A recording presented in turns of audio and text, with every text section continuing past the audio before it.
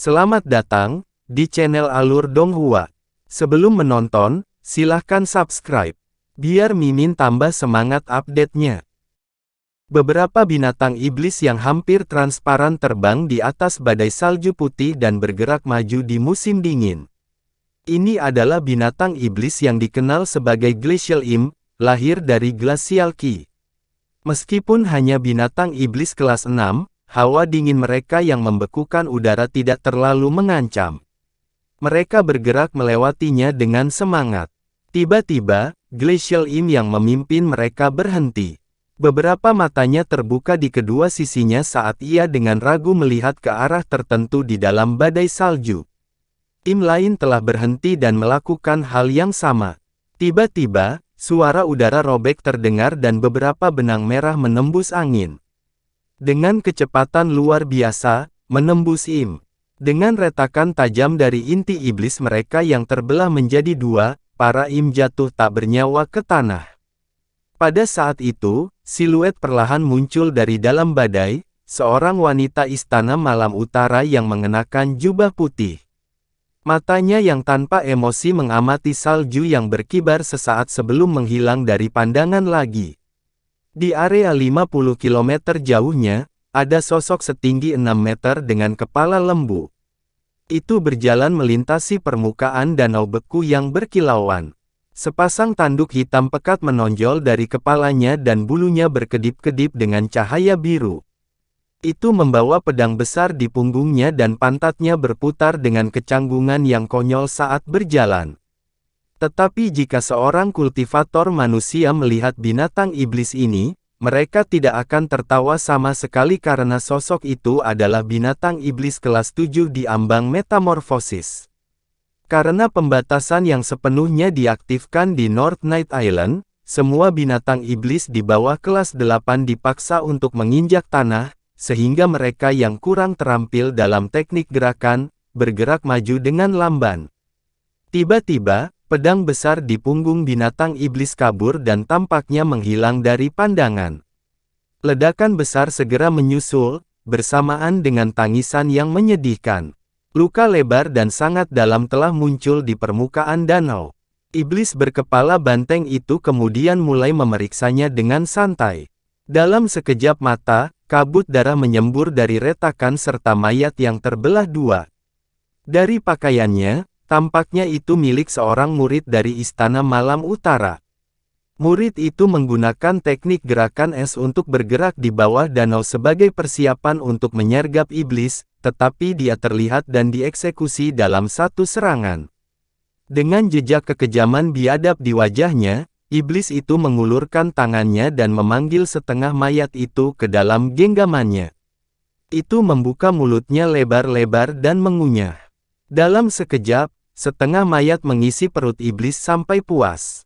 Adegan pembantaian serupa terjadi di seluruh Pulau Malam Utara, binatang iblis tingkat rendah disergap dan kultivator dimakan. Namun, semua pertempuran yang terjadi adalah melawan binatang iblis tingkat rendah dan kultivator pada tahap formasi inti dan di bawahnya. Akan tetapi, para kultivator Nas Chancel dan binatang iblis tingkat 8, tampaknya tidak memperhatikan pertempuran ini karena satu pihak tetap berada di dalam kota es mereka dan pihak lainnya bergegas melewati badai salju. Bukan karena binatang iblis tingkat tinggi tidak ingin membunuh kultivator tingkat rendah istana, tetapi, sulit untuk menemukan mereka di tengah badai salju dan pembatasan yang diaktifkan, belum lagi para kultivator ini terampil dalam berbagai penghindaran teknik. Beberapa kultivator Istana Malam Utara ini bahkan memakai alat sihir tertentu yang menyembunyikan aura mereka, membuatnya semakin sulit untuk menemukannya. Bahkan jika setan-setan ini kadang-kadang berhasil membunuh beberapa, itu tidak akan banyak mempengaruhi perang secara keseluruhan. Akan lebih baik bagi mereka untuk menghemat kekuatan, untuk pertempuran yang akan datang. Setiap bagian dari kekuatan sihir sangat penting dalam pertempuran hidup dan mati. Ketika banyak iblis mendekat ke kota es, Penatua Liu Parubaya yang cantik sedang duduk di dalam aula di batas naga Arktik tersembunyi. Duduk di seberangnya adalah dua baris tetua Istana Malam Utara, semuanya mendengarkan laporan dari seorang murid istana berpakaian putih. Murid itu dengan hormat berkata, dari 100 murid tingkat tinggi yang dikirim, 37 ubin jiwa mereka hancur. Dari informasi yang kami peroleh, ada 127 binatang iblis yang terbunuh, mayoritas dari mereka berasal dari Laut Es. Kami sudah mengirim murid gelombang kedua. Butuh waktu sekitar 2 jam sebelum mereka bergabung dengan gelombang pertama. Setelah jeda singkat, Penatua Liu memerintahkan, 37 murid telah tewas dalam pertempuran. Seharusnya sudah waktunya bagi mereka untuk berada beberapa ribu kilometer dari kota. Beritahu Elder Ye bahwa si Calming Bell akan digunakan dalam 2 jam. Kami akan menimbulkan kerugian besar pada binatang iblis tingkat rendah. Akan sangat merepotkan jika kami membiarkan sejumlah besar hama mengganggu kami. Iya, Tuan Istana. Seorang penatua berambut putih dengan wajah seperti anak kecil segera melambaikan tangannya dan melepaskan transmisi suara, mengirimnya keluar dari aula. Wanita itu kemudian, Junior Ding, pastikan formasi besar diaktifkan sepenuhnya. Saya menduga bahwa menggunakan harta ini akan menghasut binatang iblis tingkat tinggi dari kesedihan untuk saudara-saudara mereka yang lebih rendah. Iya, penatua lainnya terbang begitu dia memberikan jawabannya. Selain itu, kamu harus memberitahu para murid di luar kota untuk berhati-hati. Penindasan si Calming Bell hanya akan bertahan paling lama setengah jam. Setelah itu, akan lebih dari 100 tahun sebelum kita dapat menggunakannya lagi. Setelah waktu berlalu, para murid harus segera kembali ke kota dan menutup formasi teleportasi rahasia.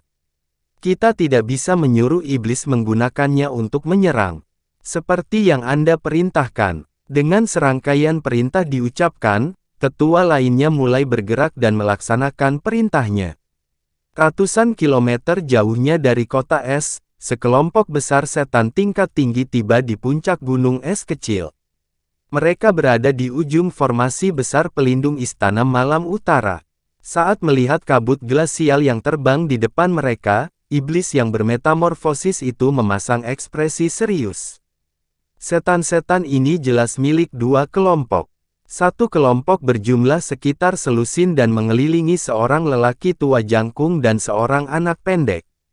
Kelompok lain terdiri dari lebih dari 20 orang dan mengawal seorang wanita kurus berpakaian perak. Tapi anehnya, semua setan ini terlihat biasa saja. Terlepas dari beberapa perbedaan dalam penampilan, mereka tidak berbeda dengan kultivator manusia. Dan yang lebih aneh lagi adalah bagaimana masing-masing kelompok memandang satu sama lain dengan jijik. Kelompok setan yang lebih besar mengenakan ekspresi penuh kebencian dan pakaian yang terbuat dari bulu. Bahkan ada yang membiarkan dadanya terbuka. Mereka membawa bermacam-macam senjata di tangan atau punggung. Mereka juga menggantungkan kantong penyimpanan yang terbuat dari kulit di pinggang. Meskipun tidak diketahui mengapa tidak menyimpan senjata di sana, binatang iblis ini memancarkan niat membunuh saat menatap kelompok lain. Kedua kelompok binatang iblis saling berhadapan dengan celah yang jelas. Tetapi jika ada kultivator yang menemukan, mereka akan melarikan diri dengan ketakutan. Mereka semua adalah binatang iblis yang bermetamorfosis di kelas 8 dan lebih tinggi. Orang tua, anak, dan wanita berpakaian perak, khususnya, adalah binatang setan kelas 10.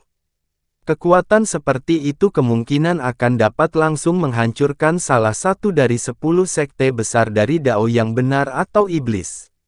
Binatang iblis tingkat tinggi sudah lebih kuat daripada rekan kultivator yang setara. Pria tua berjubah hitam di antara mereka memiliki wajah tegas dan persegi dengan mata bersemangat. Rambut abu-abunya samar-samar bersinar dengan cahaya biru, secara keseluruhan menghasilkan aura percaya diri. Di sebelahnya adalah anak laki-laki yang tampak berusia 7 tahun dengan penampilan halus, hampir seperti dunia lain. Irisnya agak merah dan dia tersenyum tipis. Wanita berjubah perak yang menghadapnya memiliki kulit seputih salju dan kecantikan yang mampu menjatuhkan negara. Namun, wanita cantik ini dikawal oleh banyak iblis tingkat tinggi yang tangguh, yang tidak berani menatap matanya. Mereka menunduk seolah ketakutan. Pria tua itu berkata sambil terkekeh, "Peri Feng, saya tidak menyangka bahwa para kultivator Istana Malam Utara ini benar-benar bersedia menyerang. Benar-benar melepaskan ki glasial yang mereka kumpulkan selama hampir 1000 tahun. Saya harus melihat bagaimana mereka merespons ketika menghadapi musuh besar lainnya di masa depan." Ekspresi wanita itu bergerak dan dia dengan dingin berkata, "Rekan Taoist King, mengapa Anda bertanya meskipun tahu jawabannya? Para kultivator Istana Malam Utara tidak tahu bahwa tujuan kita kali ini bukanlah intisari es, jadi wajar bagi mereka untuk tidak menahan apapun." Jika tidak, anak itu kemudian membuka mulutnya dan berbicara dengan suara serak tua, "Namun, saya cukup terkejut melihat rekan Daoist Feng secara pribadi muncul. Selama lebih dari 2000 tahun, Anda telah memasuki pengasingan di kedalaman es." Wanita berjubah perak mengalihkan pandangannya ke anak itu dan dengan tenang berkata, "Jika itu untuk hal lain selain perjalanan ke alam roh, aku tidak akan pergi. Bukankah kamu juga mengirim inkarnasimu ke sini?" Anak itu menyipitkan matanya dan terkekeh, "Aku tidak menyangka kamu langsung setuju dengan lamaranku. Betapa mengejutkan. Sepertinya Anda sudah lama tidak puas dengan Pulau Malam Utara, dan berpikir untuk memusnahkan barisan kultivator jiwa es peri di alam fana. Rekan Taoist Feng, Anda sangat mengandalkan kekuatan lembah Myriad Demon kami." Tanpa terlihat sedikit pun emosi dari suara atau wajahnya, wanita berpakaian perak itu berkata, "Di masa lalu sebelum jiwa es peri naik, dia menggunakan kemampuannya yang luar biasa untuk membekukan pegunungan kedalaman es selama lebih dari 100 tahun, dan memaksa kami untuk menghindari kultivator Istana Malam Utara sampai tingkat tertentu. Tetapi setelah bertahun-tahun berlalu, saya tidak punya pilihan selain mengambil tindakan sekarang karena masalah tersebut berkaitan dengan kenaikan ke alam roh. Tapi bukankah Saudara C khawatir kehilangan inkarnasi Anda setelah berusaha keras untuk mengembangkannya?" Anak itu terkekeh, "Jika seperti yang Anda katakan, perjalanan ini akan sangat berharga bahkan jika harus ada pengorbanan. Saya hanya tidak mengharapkan lokasi yang paling memungkinkan untuk simpul spasial terletak di robekan spasial di dalam Spirit Void Hall di North Night Palace. Jika bukan karena saya mengirim orang untuk menyelidiki ini beberapa kali, saya tidak akan mengambil tindakan secara pribadi. Lagi pula, Istana Malam Utara cukup kuat. Mereka tidak akan mudah dihancurkan." Mata wanita berjubah perak berkedip ke anak laki-laki itu, "Simpul spasial hanya akan dapat terus ada sampai sekarang dalam robekan spasial sebesar yang ada di dalam Spirit Void Hall. Saya pernah mendengar Anda mengatakan bahwa Anda telah memeriksa area lain dan tidak menemukan apapun. Jika kami juga tidak menemukan di sini, apa yang Anda rencanakan mulai sekarang?" Bocah itu terdiam sesaat sebelum tertawa dingin, "Ini sangat sederhana. Saya hanya akan melanjutkan pencarian saya untuk node spasial. Dulu, para kultivator kuno berhasil menemukannya sendiri. Mengapa saya tidak bisa melakukan hal yang sama? Tapi kita tidak punya banyak waktu tersisa. Dikatakan bahwa Anda adalah keturunan iblis kuno dari alam roh. Tidak hanya kemampuan Anda yang luas, tetapi umur Anda jauh lebih lama dari binatang iblis lainnya. Tetapi bahkan Anda harus merasa waktu Anda semakin menipis setelah ribuan tahun. Bukankah kamu sudah menggunakan teknik rahasia untuk menyegel tubuh aslimu dan memperpanjang hidupmu? Sekali lagi, mengapa kamu menanyakan sesuatu yang kamu sudah tahu jawabannya?" Ekspresi anak itu tenggelam seolah terluka oleh apa yang dia katakan. Wanita berjubah perak itu menghela nafas dan melihat formasi besar di kejauhan dengan ekspresi bingung, "Kamu tidak bisa terus mengabaikan masalah ini. Anda tidak punya banyak waktu lagi. Beberapa hari yang lalu, saya memperoleh informasi tentang 5 lautan naga. Rusa putih eksentrik telah musnah karena usia. Dia adalah keturunan binatang roh surgawi dan dibudidayakan sejak pertempuran kuno melawan para kultivator.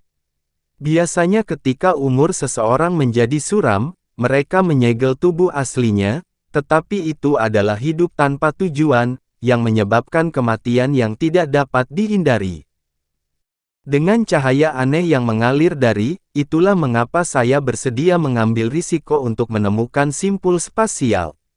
Jika rekan Taois Phoenix bersedia, bagaimana kalau kita bekerja sama? Mari kita tunggu sampai kamu menemukan node spasial. Istana Malam Utara tidak akan mudah dikalahkan. Tolong jangan khawatir tentang itu, Peri Phoenix.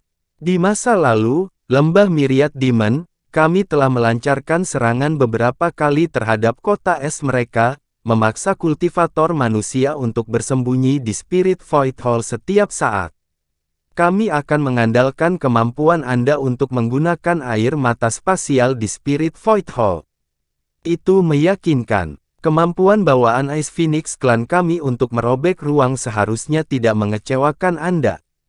Jawab wanita itu sambil tersenyum.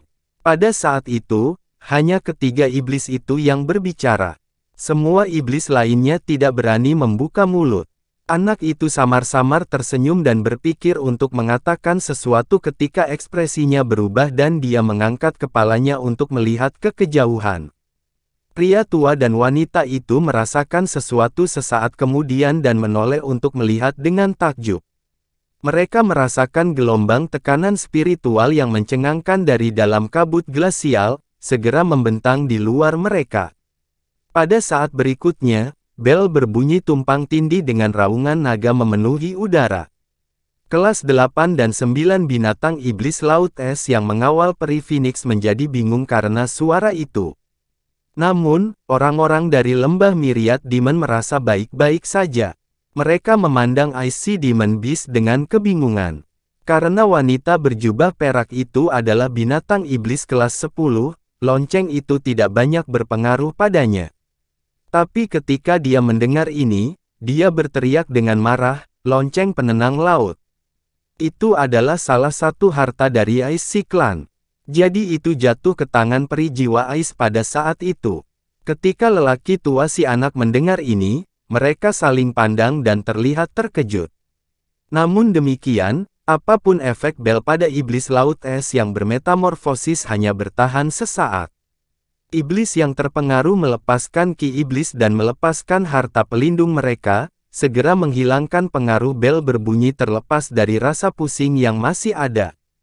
Ketika wanita berjubah putih melihat ini, wajahnya yang tegang agak rileks, tetapi tubuhnya segera kabur ketika sesuatu muncul di benaknya dan dia segera melayang dalam bola cahaya yang bersinar. Setelah itu, cahaya yang bersinar pecah di udara, melepaskan goresan halus yang tak terhitung jumlahnya yang segera menghilang. Sesaat kemudian, cahaya memudar dan wanita itu melayang turun ke gunung es dengan kulit pucat. Pria tua itu mengerutkan kening dan perlahan berkata, "Apakah ada yang terjadi?" Peri Phoenix menggunakan sedikit kekuatan sihir untuk melakukan pencarian dengan indera spiritualnya. Wanita itu mendengus dan kilatan es bersinar dari matanya. Pada saat yang sama Istana Malam Utara menggunakan lonceng penenang laut, sejumlah besar kultivator dikirim untuk membantai iblis tingkat rendah kami. Meskipun saya hanya bisa merasakan area kecil, banyak dari mereka telah terbunuh. Sungguh-sungguh. Anak itu dengan termenung bertanya, dahulu kala, saya pernah mendengar tentang harta karun aneh yang ada yang akan melumpuhkan tubuh binatang iblis yang dikaitkan dengan es. Mungkinkah itu si Calming Bell? Bagaimana itu bisa jatuh ke tangan para kultivator manusia itu? Dia menghela nafas panjang dan memulihkannya, tidak, harta itu tidak sekuat yang dikatakan dari legenda. Itu hanya replika dari harta roh. Binatang iblis kelas 8 dan di atasnya hampir tidak terpengaruh olehnya karena dapat memblokir efek bel berbunyi dengan kekuatan sihir. Tapi iblis tingkat rendah akan sangat kehilangan kekuatannya. Harta karun itu menghilang secara misterius saat jiwa es peri membeku di atas pulau kedalaman mendalam kita. Pria tua itu memutar janggutnya dan bertanya, sepertinya jiwa es peri meninggalkannya sebagai salah satu metode untuk menahan klan Laut Es Anda. Apa yang Anda rencanakan sekarang, rekan Daois Phoenix? Apakah Anda akan mengirim seseorang untuk menyelamatkan bawahan Anda? Setelah merenungkan masalah ini, tidak ada gunanya. Efek dari si calming bell hanya berlangsung sesaat. Pada saat kami tiba, semuanya sudah terlambat. Bahkan jika semua bawahanku tewas, itu tidak akan membahayakan kekuatan klanku. Dan itu tidak mungkin. Dengan bantuan si calming bell, akan beruntung jika mereka bahkan bisa membunuh setengah. Namun demikian, saya akan mengingat tindakan tercela ini. Dengarkan baik-baik. Saat kita memasuki Istana Malam Utara, kita akan memusnahkan semua kultivator tingkat rendah yang tetap berada di luar Aula Void Roh. Binatang laut es yang menemaninya semua mendengus pengakuan. Anak itu terkekeh dan berkata, tidak apa-apa. Mari kita mulai dengan memecah formasi. Pengikut tingkat rendah lembah Myriad Demon, kami tidak akan terpengaruh sama sekali. Selama Ki Glasial menyebar, kami akan meminjamkan kekuatan kami. Tapi sebelum itu, kita harus menghancurkan formasi besar terlebih dahulu. Kemudian, dia membuka mulutnya dan meludahkan bola ki hitam, membuka dirinya di depan mereka sebagai bendera formasi abu-abu kecil. Ketika wanita berpakaian perak itu melihat bendera itu, hatinya tergerak dan dia segera memeriksanya. Bendera itu hanya berukuran 6 inci dan diselimuti lapisan cahaya abu-abu. Hantu dari binatang iblis yang tak terhitung jumlahnya menampakkan diri dari permukaan bendera. Itu benar-benar sunyi, bertentangan dengan citra ganas mereka. Wanita berjubah perak itu melihat ke spanduk sebelum melirik ke arah anak itu. Mungkinkah itu spanduk setan segudang lembahmu? Anak itu dengan bangga berkata, rekan Taois Phoenix cukup tanggap. Itu telah direndam dalam ki iblis selama puluhan ribu tahun. Kekuatannya di luar imajinasi. Meskipun inkarnasi saya tidak akan dapat menampilkan kekuatan penuh dari Panji, dengan bantuan Anda formasi besar tidak akan bertahan lebih dari beberapa hari. Dia menyatukan tangannya dan memukul bendera formasi dengan segel mantra abu-abu. Cahaya abu-abu berkembang dan spanduk kecil itu berputar di udara. Segudang hantu binatang iblis yang diungkapkannya diaduk dengan keras. Ketika wanita berjubah perak melihat ini, dia mengangguk dan meneriakkan perintah. Iblis yang mengawalnya membubung ke udara dan memuntahkan kabut atau harta sihir. Pria tua itu tanpa ekspresi mengeluarkan rantai juga. Anggota lembah Myriad Demon terbang tinggi dan melepaskan harta mereka. Pada saat berikutnya, angin iblis hampir menyelimuti separuh langit. Anak itu tertawa terbahak-bahak ketika dia melihat ini, tetapi wajahnya segera menjadi tegang, mengucapkan mantra samar. Myriad Demon Banner tumbuh secara besar-besaran sehubungan dengan mantra. Nyanyian berlanjut selama beberapa waktu. Saat itu, tiang bendera berubah menjadi selebar 1 meter dan menjadi menjulang setinggi 300 meter. Setiap hantu binatang iblis di permukaan spanduk tampak nyata dan terbang, pergilah. Anak itu berteriak keras dan mendesak mantra untuk diaktifkan. Pada saat yang sama, selusin siluet muncul di tengah ki glasial, tersembunyi di dalam formasi besar. Tangan mereka menyala dengan cahaya sebelum bergegas menghadapi iblis. Dalam sekejap mata, perang akan segera terurai.